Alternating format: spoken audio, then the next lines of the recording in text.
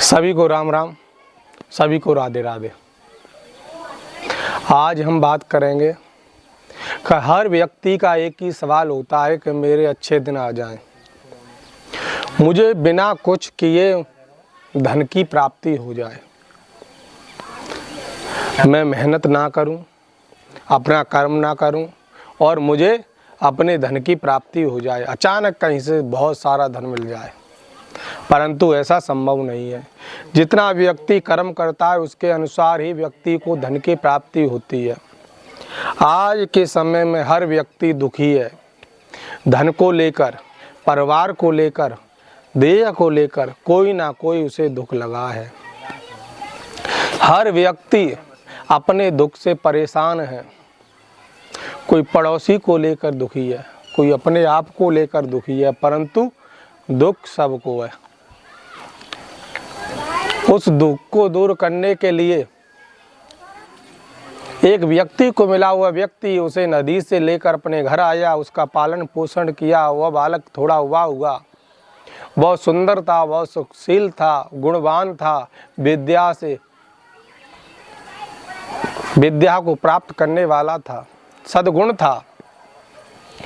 जिस गांव में वह रहता था उस गांव में उसकी बड़ाई होने लगी, बुद्धिमान था। एक दिन वही राजा उस नगर में पहुंचा। राजा को सारी खबर पड़ी कि इस गांव में एक लड़का है जो बहुत बुद्धिमान है।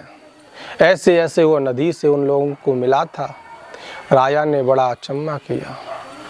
राजा ने कहा यह तो वही बालक है जो मैं इसे मारना चाहता था। ऐसा सोचकर राजा ने उसे एक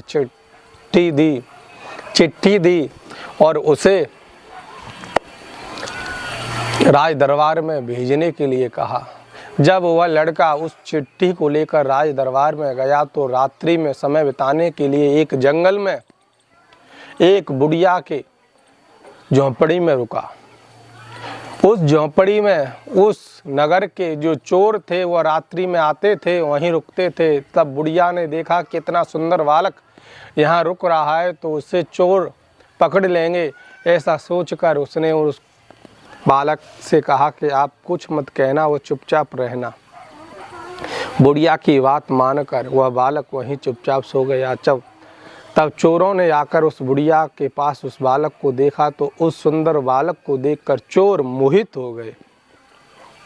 कहने लगे इतना सुंदर बालक इस रात्रि में इस झोंपड़ी में क्या कर रहा है।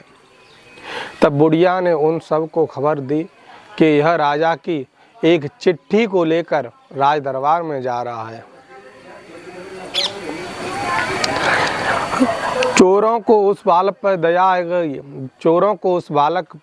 गई। चोर राजा की चालाकी को समझते थे। उन्होंने वो चिट्ठी निकाल कर उसमें देखा कि उसमें लिखा था जब यह बालक राज दरबार में आए और ये चिट्ठी रानी को दे तो इसको मृत्यु दंड देना चाहिए।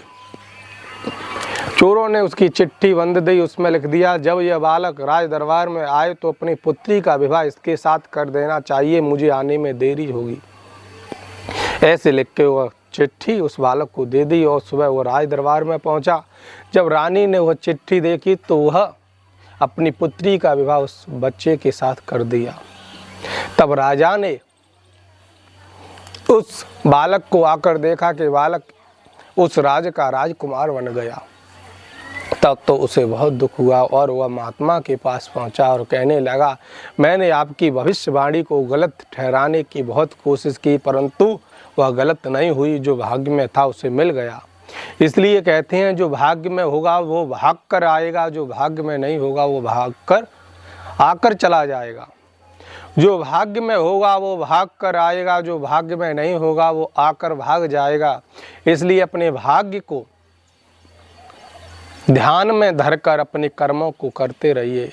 जो आपको मिलना होगा उस प्रभु ने आपके लिए बनाया होगा वो आपको आकर मिल जाएगा और जो आपके लिए नहीं है उसे पाने की आप लाख कोशिश करें परंतु आपको नहीं मिलेगा।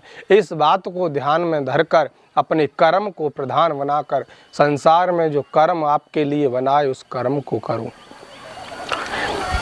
हानि लाभ तो उस प्रभु के हाथ में, वह देना चाहेगा तो लाभ दे देगा, हानि देना चाहेगा तो हानि कर देगा, परंतु अपने मन को दुखी कभी मत करो।